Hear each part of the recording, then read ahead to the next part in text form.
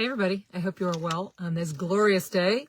It is a Tuesday, sort of a reset for these videos and the newsletter as I emerge from the schedule of session to the schedule of being back in the district and having a little bit more flexibility in the schedule.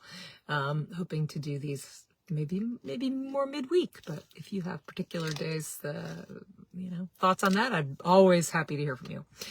So we are in that this week. A lot of the deadlines for the governor to sign bills are passing this week because they have to do with when we actually pass them. And one of them, a very important bill to our district, was signed by the governor today, and that's House Bill 5219, which has to do with the spraying of herbicides in railroad right-of-ways.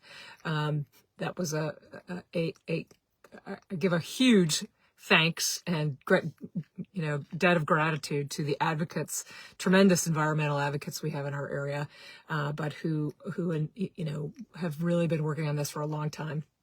And all the meetings we had in the past and some difficulty trying to get everybody at the table more recently until we did propose this bill. But basically what the bill does is aligns us with the kinds of treatment that municipalities in Massachusetts are getting with respect to disclosure.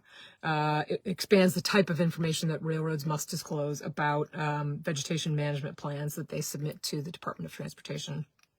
Requires them to have yearly operational plans that include maps with reference to sensitive areas and what kinds of specific information about the herbicides used, and has some area-specific recommendations. Because one of the things we learned is that there was sort of a disconnect between those who were doing the application and the municipalities and information in terms of what was actually being applied, some of which appeared to be herbicides that specifically carry warnings not to be used in specific areas. And so I think this was a big success to have this signed today. So there will definitely be some work ahead because I've been speaking with Department of Transportation about some of their concerns about enforceability, and I do want to work with them, and they have, in good faith, indicated their willingness to work with me on that. So I will look forward to that.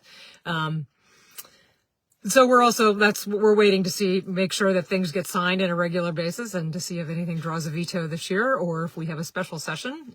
There's some headlines about whether we might take another crack at the environmental bill that didn't get taken up by the Senate this year.